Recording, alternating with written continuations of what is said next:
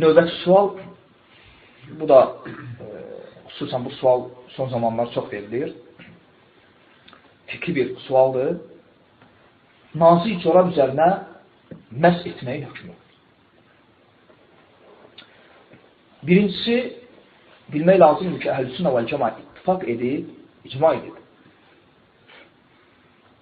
Xoflar üzərinə məs etməyin icazəli olmasında. Bir var xof, yəni dəridən hazırlanmış ayaq geyimi, bir də var corab.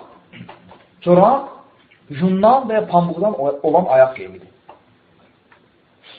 Və Əhl-i-Sünnə icma edib ki, xofların üzərinə məs etmək sünnətdir. Bu icmaya müxalif olub bu ümmətdən xavariclər, mu'təzilə və rafizlər. Və hətta bəzi alimlər bu məsələni etiqad kitablarına saldılar. Məsələ o qədər mühümdür.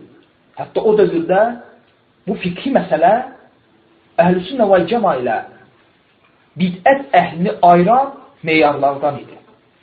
Hətta bəzən bidət əhlini, sünnət əhlindən bunu ilə tanıyırdılar. Kim xofları və corabları üzərində məs edirdisə, bilirdilər ki, o sünnət əhlidir. Və hədis əhlindən bəzi imamlar olub. Deyirlər ki, mən xofları üzərinə məs etməyəndən hədis götürmədim. Və İmam Tahavi, rəhməhullah, əqidəyə dair yazdığı risaləsində bu fikri məsələni salıb, qeyd edir. Həmçinin İmam Bərbahari, Şərh-ü Sünnədə bunu qeyd edir. Əqidə, mənhəc kitabına salıb. Amma məsələ ki, corab, yəni yundan və pambıqdan olan ayaq geyiminə gəldikdə, bu məsələdə də Əhl-i-Sünnə vəl-Cəma alimlər deyib ki, corab üzərinə, yəni hətta o xuflar kimi, yəni dərdən hazırlanmış ayaq geyimi kimi möhkəm olmasa da, əgər onunla insan yeriyə bilirsə, yəni yundan, pambıqdan olan ayaq geyimi ilə insan gəzə bilir, bilmir. Gəzə bilir. Gəzə bilirsə, deməli bu ayaq geyimi hökmündədir. Əsas budur. Və topuqlaracan örtürsə və tutursa və bununla insan rahat gəzə bilirsə, bu ayaq geyimi hökmündədir və bunun üzərinə məs etmək caizdir. Buna müxalif olmuşdur Əbu Hanifə rəhməhullah. Corablar üzərinə məshi caiz görmürdü və vəfatına yaxın bu rəyindən dönür. Necə ki, İmam Tirmizi rəhməhullah Sünənində rəvayət edir. Əbu Hanifə o ölümünə yaxın xəstəliyi halında su istəyir ki, dəstəmaz alsın. Və dəstəmaz alanda ayağında pambıqdan və yundan hazırlanmış ayaq geyimi var idi. Xof deyildi, corab idi. Və onların üzərinə məs edir. Və deyir ki, indiyənəcən insanlara qadağan etdiyim şeyi özüm elədim. Və bu dəlildir ki, Əbu Hanifə rəhməhullah öz rəyindən dönür. Və sual budur ki, bəs nazik corablar üzərinə məs etmək caizdir ya yox? Bu bir fikri sualdır və cavab budur ki, fəqihlər bu məsələdə ixtilaf ediblər. Necə başqa fikri məsələlərdə alimlər ixtilaf etdikləri kimi, bu məsələdə də alimlər ixtilaf ediblər və bəzilər deyib ki, əgər altında dəridən bir şey varsa etmək olar və bəzilər deyib ki, əgər onu təbii ki, qəribə rəylər də deyirlər. Bəzi fikir kitablarında, məsələn, Hənəfi fikir kitablarında görürsən ki, deyilir ki, əgər o corabı qoyanda o corab dik durursa, onun üzərinə məs etmək olar. Və onların da təbii ki, bundan qəsdi, yəni o corabı ayaqqabı kimi vəsf etməkdir. Çünki ayaqqabını qoyanda yıxılmır. Belə bir qaydalar qoyublar. Və ya qayda qoyublar ki, tutaq ki, bu corabla neçə metr getməlisən və metri də yazıblar. Dəqiq məsafə təyin ediblər. Təbii ki, bunların dəlili yoxdur. Yəni, heç kəs Quran və sünnədən, hətta sələfin əsərlərində buna dəlil tapa bilməz.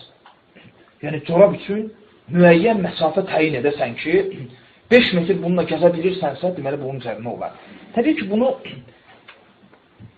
ola bilsin, cahil insanlar üçün, asanlaşdırmaq üçün bunu yazıblar. Yəni, insan müəyyən məsafədə gedə bilirsə, bu demək ki, o corab möhkəmdir. Yəni, ayaq geyimi sayılır. Bu səbəbdən bunu deyirlər.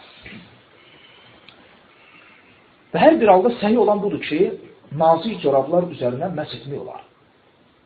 Necə ki, Şeyx İbn Useymin deyir. Təbii ki, Şeyx İbn Useymin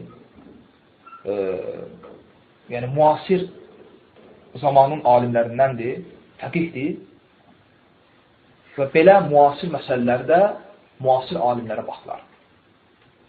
Həmçinin Şeyx Əbbəd Həfizəhullah da ona sual verəndə deyir ki, caizdir. Hətta İmam Nəvəvi Rahiməhullah bəzi fiqh kitablarında 2 sahabədən buna dair icazəni nəql edib. Əli İbn Əbu Talib və İbn Ömərdən. İmam Nəvəvi deyib ki, bizim məzhəbimizin, yəni Şafi alimlərindən bəziləri bu 2 sahabədən, Əlidən və İbn Ömərdən nəql ediblər ki, onlar deyiblər, corab üzərinə məsh etmək caizdir, hətta o corablar nazik olsa belə. Və Əli və İbn Ömər, bu 2 sahabə şərt qoymuyor, qalınlıq şərtini qoymuyor. Və həmçinin burada qiyas da etmək olar. Çünki biz bilirik ki, qiyas şəri dəlillərdən biridir. Təbii ki, düzgün, səhih qiyasdan söhbət gedir. Və burada səhih bir qiyas da var, o da sarğı üzərinə məhsdir. İnsan sarğı üzərinə məhs edəndə şərt qoyurmu ki, və hər hansı bir alim şərt qoyurmu ki, o sarğı qalın olmalıdır. Yəni, nazik sarğının üzərinə məhs etmək olmaz. Belə bir şərt yoxdur fiqhdə. Həmçinin bu qiyas edilir coraba. Çünki qiyas edilən şeyin cinsi eynidir. Söhbət məhsdən gedir. Əgər sarğı üzərinə məhs edəndə qalınlıq şərt deyilsə, nə üçün corab üzərinə məhs edəndə bu şərt olmalıdır? Əgər corab üzərinə şərtdirsə, onda sarğı üzərinə də şərt olmalıdır. Rəhmətullah. Və səhih də budur ki, o var. Ancaq bir hal istisnadır, o da odur ki, bəzən corab həddən artıq nazik olur, yəni o dərəcədə ki, yəni insan onun üzərinə məhs edəndə heç fərq olmur. Ayağı üzərinə məhs elədi, yoxsa corab üzərinə. Yəni o dərəcədə nazik olmasın. Yəni insan corabı üzərinə məhs edəndə bilsin ki, corabı üzərinə məhs etdi, ayağına yox. Bir dənə bu hal istisnadır. İxlasla.com saytı tərəfindən təqdim olundu.